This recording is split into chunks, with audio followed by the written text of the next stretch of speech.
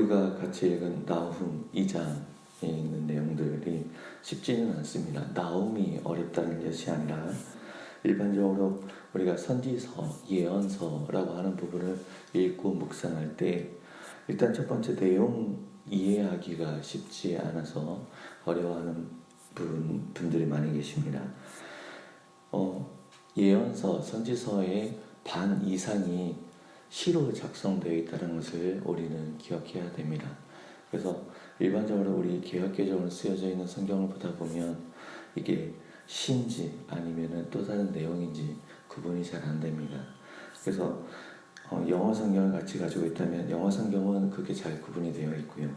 한글 성경 중에서 이러한 내용들이 잘 구분되어져 있는 게 나의 사랑하는 책이라고 하는 성경책이나 아니면은 그 성서 유니온에서 최근에 나온 스터디 바이블이 그런 부분이 잘 나와 있고, 안타깝게도 그 외에는 그런 부분들이 잘 드러나 있지 않습니다. 혹은 캐톨릭에서 나온 200주년 기념 성경에도 이러한 부분들은 잘 구분되어져 있습니다. 그러한 성경들을 찾아보는 유익은 그 수고보다 더 클 것입니다. 그래서 기회가 된다면 그런 성경을 살펴보면 좋을 것 같습니다.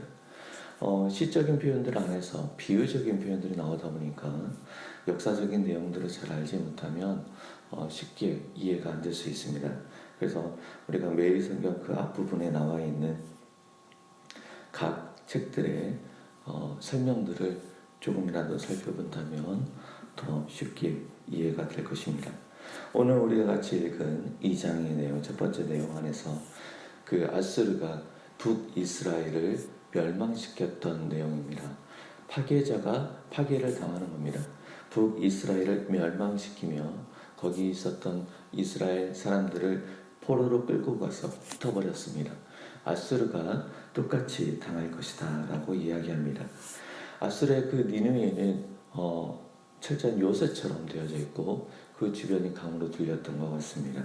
그러다 보니까 외세의 침략에 굉장히 견고하게 방어할 수 있었는데, 그 실제 홍수가 일어나서 그 강들을 범람해서 멸망한 건지 아니면 적들이 홍수처럼 밀고 들어온 건지는 잘 모르겠지만 그 요새가 무너질 것이다 라고 나와 있습니다.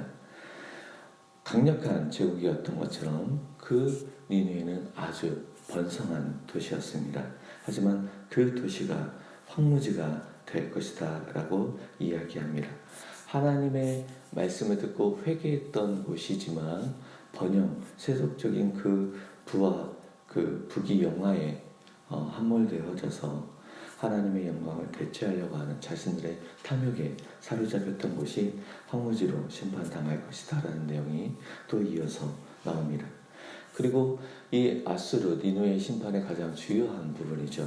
이들이 다른 나라에 하나님께서 심판의 도구를 사용하셨을 때에 거기 선을 넘어서서 조공을 가지고 그들이 모든 부를 이루었는데, 약한 자, 연약한 자들에 있는 것들을 다 빼앗아서 자기들의 그 아수르의 소수의 지도자들의 부를 위한 축적을 쌓았다는 겁니다.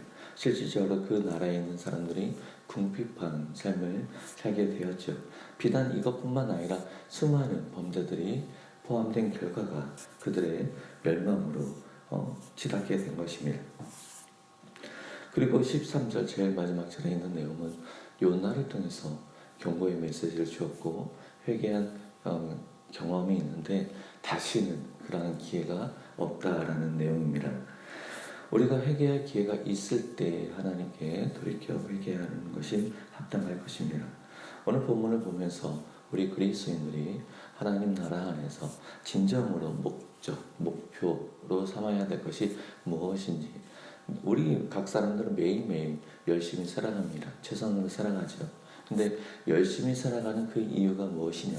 최선으로 살아가는 그 궁극적인 목표와 목적이 무엇인지, 그리고 그 목표와 목적을 이루기 위한 과정, 수단이 하나님 보시기에 선한지 그 또한 우리는 점검해 보아야 할 것입니다. 우리는 하나님이 다스리는 하나님 나라 안에서 살아가고 있습니다. 우리를 통해서 우리 주변에 있는 사람들에게 하나님의 존재하심을, 하나님의 나라의 실제함을 잘 드러내야 할 것입니다. 이는 우리가 복음을 입술로서 전함으로 나타나는 것이 아니라 우리들의 삶을 통하여서 우리가 하나님의 통치에 순종함, 하나님의 말씀에 순종함을 통하여서 실질적인 증거가 될 것입니다. 또한 이 아수르, 니느웨 같은 그러한 세상을 향하여서 경고의, 심판의 메시지가 될 것입니다.